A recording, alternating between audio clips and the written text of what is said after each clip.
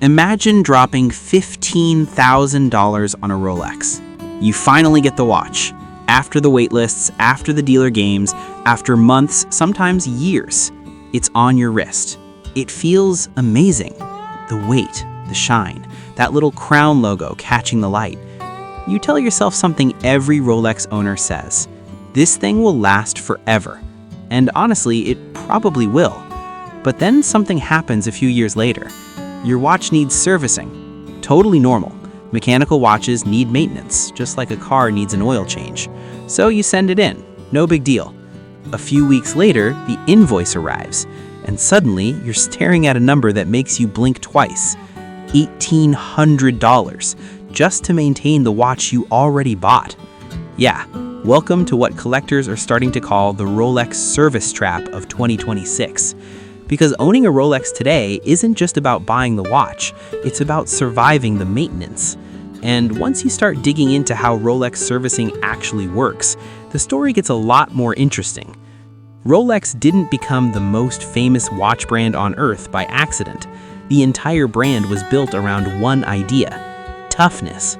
These watches weren't supposed to be delicate jewelry, they were tools. Divers wore them thousands of feet underwater. Explorers strapped them on while climbing Mount Everest. Pilots trusted them while flying across continents. The message was crystal clear: buy a Rolex once, wear it for life. And millions of people believed it. But here's the part nobody talked about. Owning the watch is the easy part. Maintaining it over the next 30 or 40 years, that's where things get expensive. Because modern Rolex watches operate inside something collectors call a closed ecosystem, and that ecosystem changes everything. Let's start with the engineering. Rolex movements are incredibly precise machines. Inside that tiny case are dozens of microscopic components working together perfectly. Special lubricants, high-precision escapements, parts engineered to microscopic tolerances. It's honestly impressive. But here's where things get complicated. Most independent watchmakers can't access those parts anymore. Rolex tightly controls the distribution of components, oils, and watch tools. That means when something inside your watch needs repair, your options shrink fast. Instead of choosing between dozens of local watchmakers, you're usually heading straight back to Rolex. And that's exactly where the business model starts working. Because Rolex service isn't cheap, not even close. Back in the early 2010s, servicing a Rolex might cost somewhere between $500 and $700. Still expensive, but manageable. Fast forward to today, now a standard Rolex overhaul often starts around $1,200, and in many cases it climbs toward $1,800, sometimes even higher. And that's before extra parts get involved. Because here's the part that catches people off guard. Rolex servicing doesn't just focus on the movement. They often replace cosmetic components too. If the crown shows wear, it might get replaced. If the bezel has scratches, that might get swapped. If the bracelet has stretched links after years of use, new pieces might be installed. Individually, those changes sound reasonable, but stack a few of them together and suddenly the bill jumps. Hundreds of dollars, sometimes more. What started as routine maintenance, That's the moment a lot of owners start asking questions. Because collectors online have definitely noticed. Watch forums, Reddit threads, meetups. The same conversation keeps popping up. People love Rolex watches, but servicing them is starting to feel insanely expensive. Which raises a bigger question. Is Rolex protecting quality or controlling the entire repair ecosystem? Because when independent watchmakers can't access parts, competition disappears.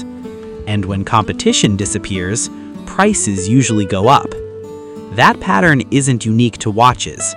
We see it with smartphones, cars, even farm equipment.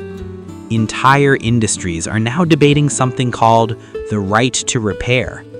And slowly, that same conversation is entering the luxury watch world. Now, to be fair, Rolex does offer something impressive: a 10-year warranty on new watches. That's huge. A full decade of factory coverage from one of the most respected watchmakers on Earth. For buyers dropping $10,000, $15,000, even $20,000 on a watch, That warranty feels incredibly reassuring. But here's the subtle twist. That same warranty also keeps you inside the Rolex ecosystem. If anything goes wrong, the watch goes straight back to Rolex service. And after 10 years of doing that, most owners naturally stick with the same system, even when the service prices start climbing. Psychologically, it just feels safer. And that relationship between owner and brand becomes incredibly valuable. Because here's something most people don't realize. Luxury brands rarely make their real money from the first sale. They make it from lifetime customers. Once someone buys a Rolex, they often stay in the ecosystem forever. Servicing, upgrades, second watches, third watches. That long-term relationship is where the real power of the brand lives. But something interesting is happening. Competing watch brands are paying very close attention. Companies like Tudor, Omega, Grand Seiko. They're not just competing on design anymore. They're competing on ownership economics. In other words, how expensive is it to keep the watch alive for 30 years? And for younger buyers, that question matters more than ever. Because new collectors grew up in the tech world, a world where people constantly debate repair restrictions, where a simple question keeps coming up. If I bought the product, why can't I choose who fixes it? That question is getting louder every year, and eventually, the watch industry will have to respond. So the next time you see that iconic crown logo shining on someone's wrist, remember something most people never think about. Buying the Rolex is the easy part. The real commitment comes later, years later, when service time arrives. Because in 2026, the ultimate luxury flex might not be owning a Rolex, it might be maintaining one. If you enjoy deep dives into watches, luxury economics, and the hidden strategies behind the world's most powerful brands, subscribe to Tick vs. Talk. Because behind every luxury watch, there's a business strategy ticking just as loudly as the movement itself. And trust me, the deeper you go into this industry, the crazier it gets. Welcome to Tick vs. Talk, where time meets money, power, and strategy.